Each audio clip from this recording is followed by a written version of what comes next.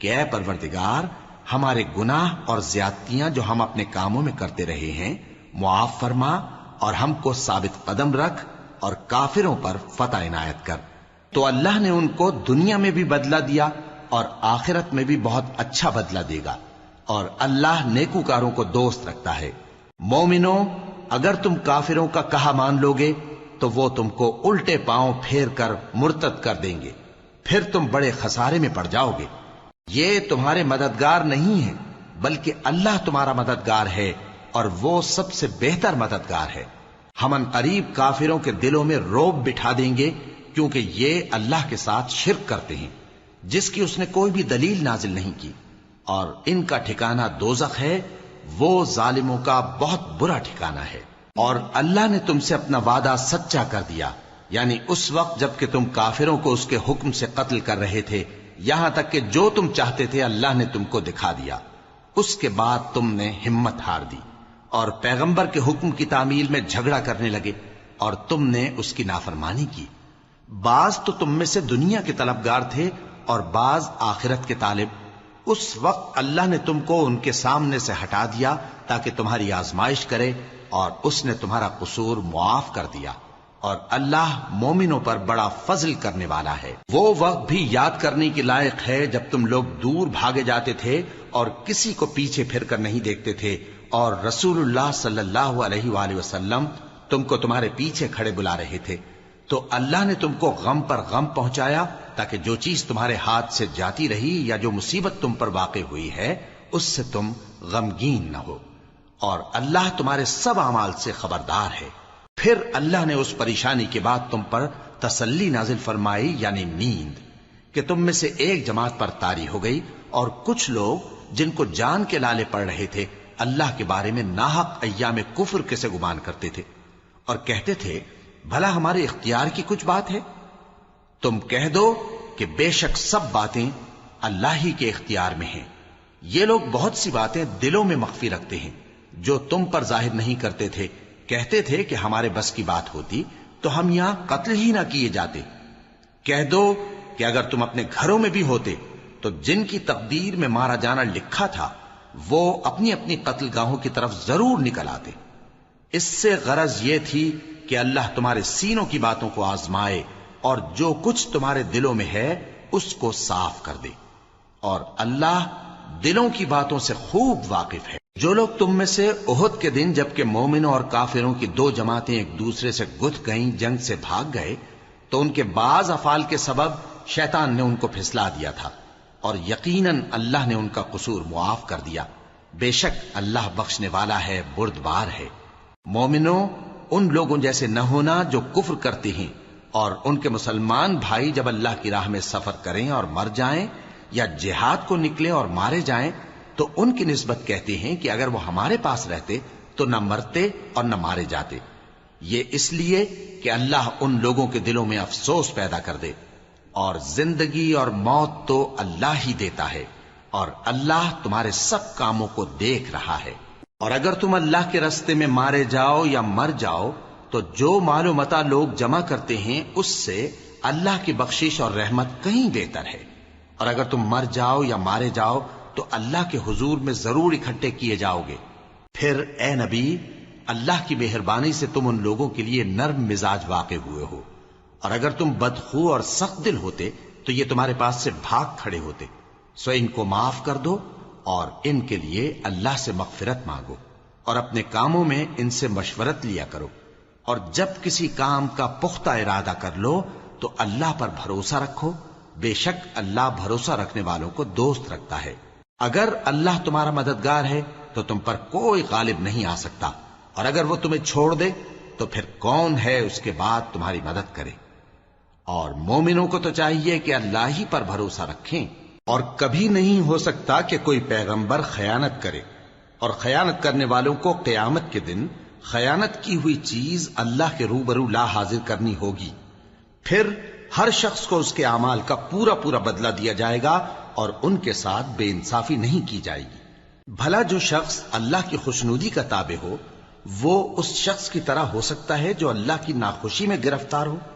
اور جس کا ٹھکانہ دوزخ ہے اور وہ برا ٹھکانہ ہے۔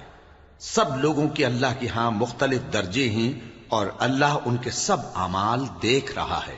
اللہ نے مومنوں پر یقیناً احسان کیا ہے کہ ان میں انہی میں سے ایک پیغمبر بھیجے جو ان کو اللہ کی آیتیں پڑھ پڑھ کر سناتے اور ان کو پاک کرتے اور انہیں کتاب و حکمت کی تعلیم دیتے ہیں، اور پہلے تو یہ لوگ کھلی گمراہی میں تھے۔ بھلا یہ کیا بات ہے کہ جب احد کے دن کفار کے ہاتھ سے تم پر مصیبت واقع ہوئی، حالانکہ جنگ بدر میں اس سے دگنی مصیبت تمہارے ہاتھ سے ان پر پڑ چکی ہے، تو تم کہنے لگے کہ یہ آفت ہم پر کہاں سے آ پڑی؟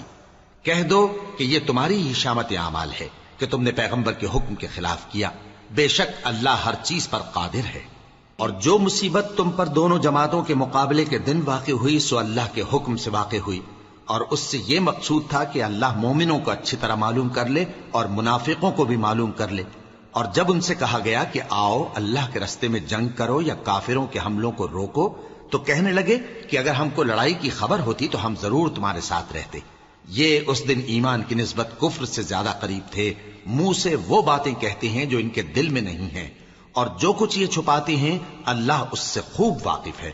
یہ خود تو جنگ سے بچ کر بیٹھ ہی رہے تھے، مگر جنہوں نے اللہ کی راہ میں جانیں قربان کر دیں اپنے ان بھائیوں کے بارے میں بھی کہتے ہیں کہ اگر ہمارا کہا مانتے تو قتل نہ ہوتے۔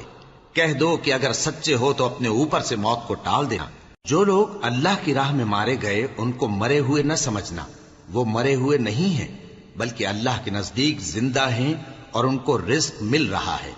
جو کچھ اللہ نے ان کو اپنے فضل سے بخش رکھا ہے اس میں خوش ہیں، اور جو لوگ ان کے پیچھے رہ گئے اور شہید ہو کر ان میں شامل نہیں ہو سکے ان کی نسبت خوشیاں منا رہے ہیں کہ قیامت کے دن ان کو بھی نہ کچھ خوف ہوگا اور نہ وہ غمناک ہوں گے، اور اللہ کے انعامات اور فضل سے خوش ہو رہے ہیں، اور اس سے کہ اللہ مومنوں کا اجر ضائع نہیں کرتا جنہوں نے باوجود زخم کھانے کے اللہ اور رسول کے حکم کو قبول کیا۔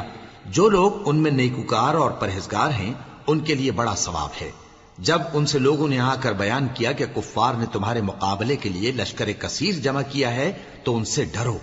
تو ان کا ایمان اور زیادہ ہو گیا اور کہنے لگے ہم کو اللہ کافی ہے اور وہ بہت اچھا کارساز ہے۔ پھر وہ اللہ کی نعمتوں اور اس کے فضل کے ساتھ خوش و خرم واپس آئے، ان کو کسی طرح کا ضرر نہ پہنچا اور وہ اللہ کی خوشنودی کے تابع رہے، اور اللہ بڑے فضل کا مالک ہے۔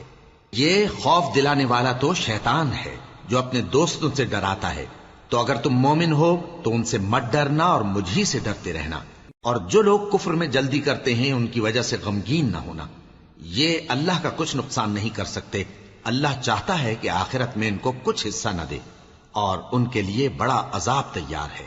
جن لوگوں نے ایمان کے بدلے کفر خریدا وہ اللہ کا کچھ نہیں بگاڑ سکتے، اور ان کو دکھ دینے والا عذاب ہوگا۔ اور کافر لوگ یہ نہ خیال کریں کہ ہم جو ان کو مہلت دیے جاتے ہیں تو یہ ان کے حق میں اچھا ہے، نہیں، بلکہ ہم ان کو اس لیے مہلت دیتے ہیں کہ اور گناہ کر لیں، آخر کار ان کو ذلیل کرنے والا عذاب ہوگا۔ لوگوں، جب تک اللہ ناپاک کو پاک سے الگ نہ کر دے گا مومنوں کو اس حال میں جس میں تم ہو ہرگز نہیں رہنے دے گا، اور اللہ تم کو غیب کی باتوں سے بھی مطلع نہیں کرے گا۔ البتہ اللہ اپنے پیغمبروں میں سے جسے چاہتا ہے منتخب کر لیتا ہے۔ سو تم اللہ پر اور اس کے رسولوں پر ایمان رکھو، اور اگر ایمان پر قائم رہو گے اور پرہیزگاری کرو گے تو تم کو اجر عظیم ملے گا۔ جو لوگ مال میں جو اللہ نے اپنے فضل سے ان کو عطا فرمایا ہے بخل کرتے ہیں، وہ اس بخل کو اپنے حق میں اچھا نہ سمجھیں، وہ اچھا نہیں بلکہ ان کے لیے برا ہے۔ وہ جس مال میں بخل کرتے ہیں قیامت کے دن اس کا طوق بنا کر ان کی گردنوں میں ڈالا جائے گا، اور آسمانوں اور زمین کا وارث اللہ ہی ہے، اور جو عمل تم کرتے ہو اللہ کو معلوم ہے۔ اللہ نے ان لوگوں کا قول سن لیا ہے جو کہتے ہیں کہ اللہ فقیر ہے اور ہم مالدار ہیں۔ یہ جو کچھ کہتے ہیں ہم اس کو لکھ لیں گے، اور پیغمبروں کو جو یہ ناحق قتل کرتے رہے ہیں اس کو بھی قلم بند کر رکھیں گے، اور قیامت کے روز کہیں گے کہ سخت جلن والی آگ کے عذاب کے مزے چکھتے رہو۔ یہ ان کاموں کی سزا ہے جو تمہارے ہاتھ آگے بھیجتے رہے ہیں، اور اللہ تو بندوں پر مطلق ظلم نہیں کرتا۔ جو لوگ کہتے ہیں کہ اللہ نے ہمیں حکم بھیجا کہ جب تک کوئی پیغمبر ہمارے پاس ایسی نیاز لے کر نہ آئے جس کو آگ آ کر کھا جائے تب تک ہم اس پر ایمان نہ لائیں گے، اے پیغمبر ان سے کہہ دو کہ مجھ سے پہلے کئی پیغمبر تمہارے پاس کھلی ہوئی نشانیاں لے کر آئے اور وہ معجزہ بھی لائے جو تم کہتے ہو، تو اگر سچے ہو تو تم نے ان کو کیوں قتل کیا؟ پھر اگر یہ لوگ تم کو جھٹلا رہے ہیں تو تم سے پہلے بہت سے پیغمبر کھلی ہوئی نشانیاں اور صحیفے اور روشن کتابیں لے کر آ چکے ہیں کہ ان کو بھی